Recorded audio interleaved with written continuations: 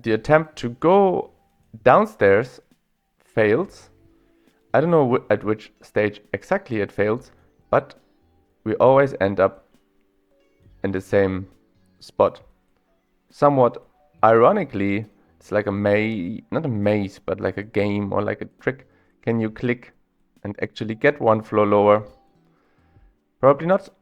I guess, poetically speaking, this is how it must feel when you are in the office. You're just never gonna get anywhere because, how are you even making decisions? You're not just making them by yourselves. You're not a dictator. Everything has to be discussed. The public also hates you no matter what you do. Well, hello everyone. Welcome back.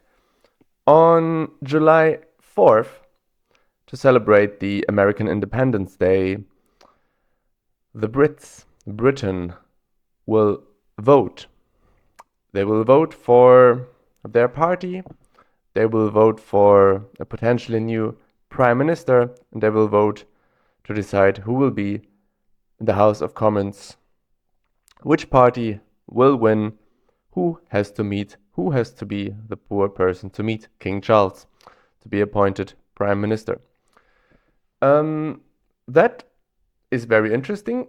We remember the last elections, 2020, were all about Europe or no, Brexit, Europe or no, Europe, yes or not. Do we want to stay in Europe? Brexit was the big theme. Now that the UK is out, there are other themes, crime, economic crisis, climate change, the same problems that all Western countries face. By Western, I really mean only the cardinal directions. I don't mean to suggest any moral superiority. And my aim of this video is to look at the place where Mr. or Mrs. Prime Minister will move in. Famously, 10 Downing Street, close to Buckingham Palace, which we see here so lovely drawn on the map. Just in a parallel street of King Charles Street and Great George Street, and oh my, was he a great George as far as Georges go. Now 10 Downing Street, of course, highly protected. What does it matter to us? Not much. Let me show a little bit in what kind of fancy neighborhood we are in here in London. To summarize these first images, a very fancy neighborhood. Constant construction site. Well, actually, not just, people are gathering and it's kind of a, way of providing benches to people to put these red and white barriers here. So looking down at Downing Street, here is not possible because there's a very pink bus there in this very moment. I wonder if that is a coincidence. It might very well be. But from here we have a beautiful look at these chilling police officers. Now, it is a beautiful part of London. It is sunny, which I imagine to be rarely the case, although UK has faced some heat waves. I don't know how much this will be part of the general election or not. I don't know what the Conservatives or the Labour Party could do about it, but I'm sure that Brits will find a way to include it in the election. I think before I'm just getting lost on this map, which I think is fairly easy for most people on the London map, except you're a black cab taxi driver. I will go back to 10 Downing Street and show you what it's like.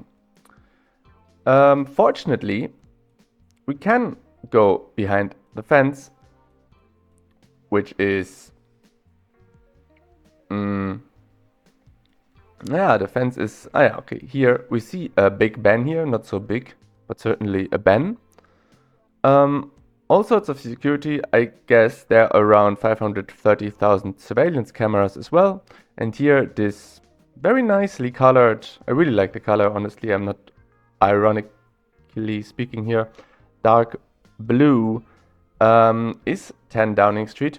I think it is also 11 Downing Street, if someone may wonder, which is here. I don't know what happens there. I think these houses are connected. But in any case, whoever will be Prime Minister has to invite all sorts of other presidents and folks to this apartment here. What else can we see? Well, it's calm, it's quiet. Just through here will be St. James Park, Buckingham Palace and whatnot. And here in this dark, not so shady area, the Prime Minister has to live. I would say, without further ado, we shall go inside, which fortunately we can. What we can't do is start directly behind the entrance door. We are just being thrown into this disastrously painted staircase, but I guess it's considered classy. With all sorts of famous people on the wall, and if you have forgotten who they are, it's written here. This is Mr. Gladstone next to Mr. Lord Salisbury. Who of you have watched The Crown on Netflix might remember Lord Salisbury, but they might not remember Sir Henry Campbell Bannerman. Well, here he is, proudly standing, greeting you every morning, making you feel like a true royal, even though you're just an appointed prime minister, which is a big thing still.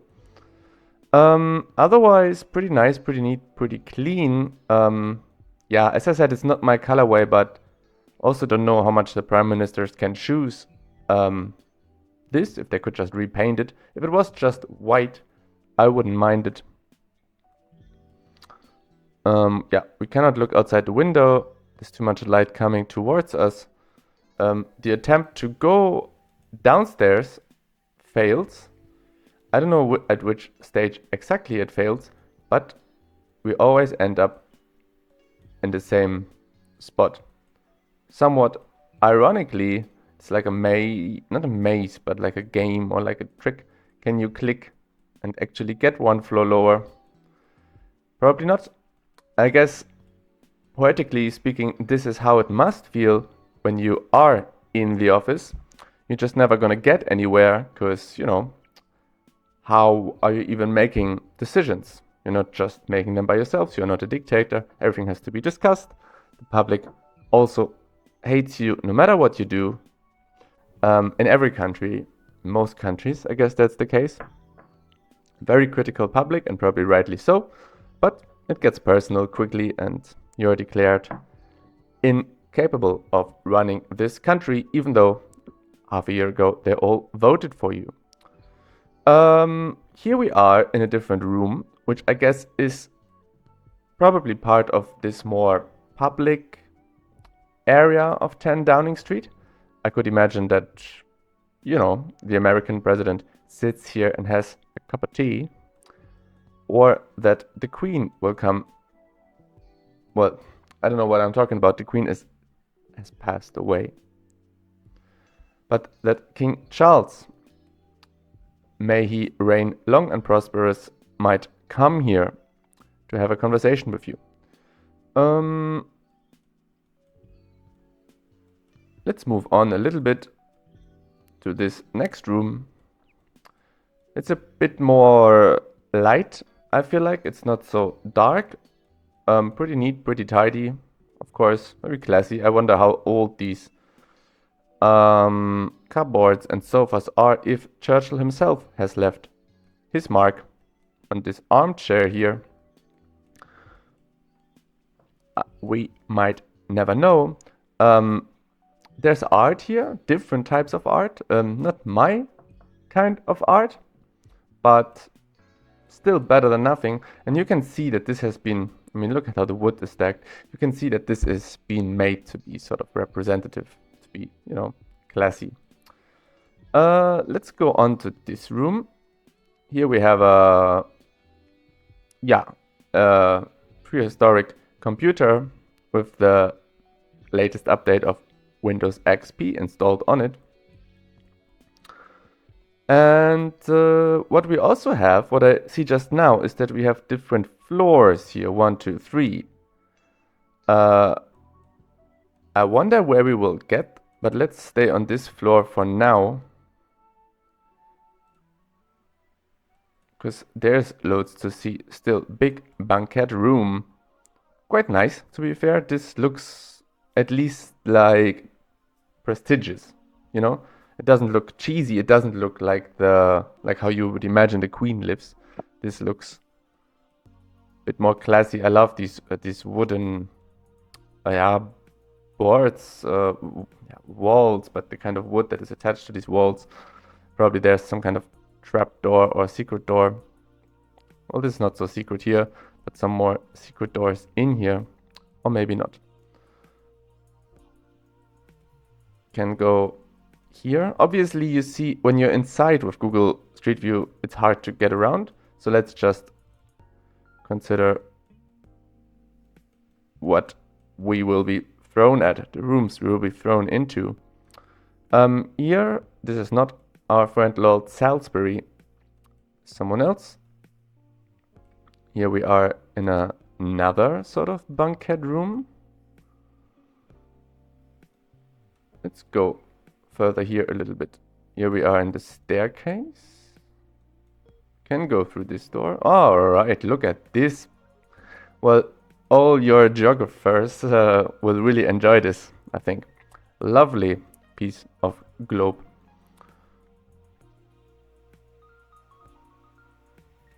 Some cringe pictures on the wall. Wow, this is actually kind of nice, you know. The cabinet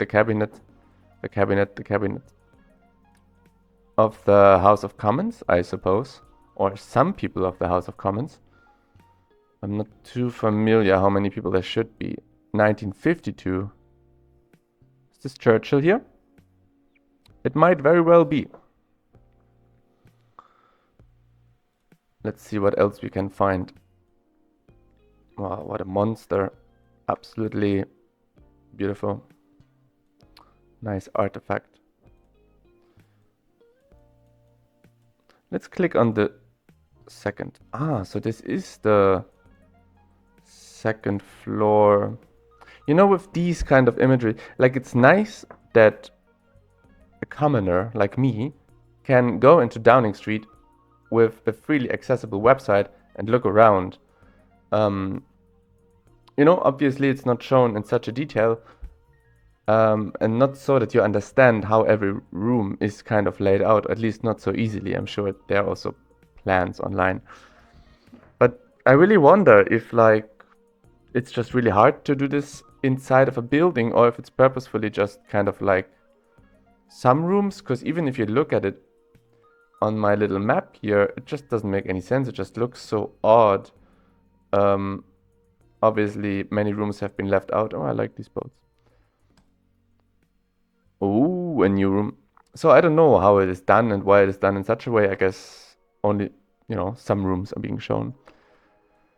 Everyone has gotten a pencil. And the table looks like it goes like this a little bit, which I'm sure is just the perspective. Nice columns. Maybe these are Corinthian columns. Maybe this is Phil Collins.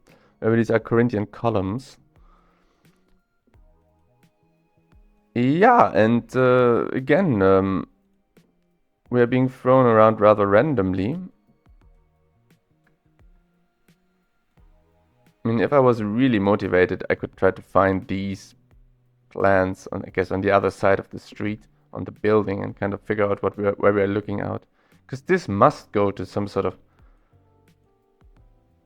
balcony. And I think as we are through here, I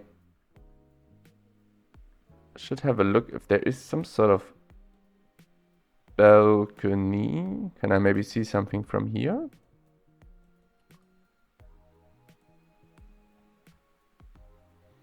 There's probably one. I mean, this is not the right house, but it's probably just going to be one like this French balconies.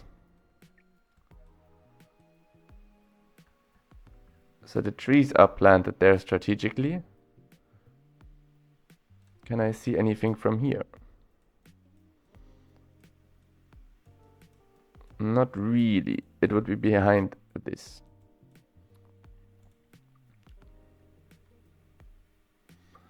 Cabinet office.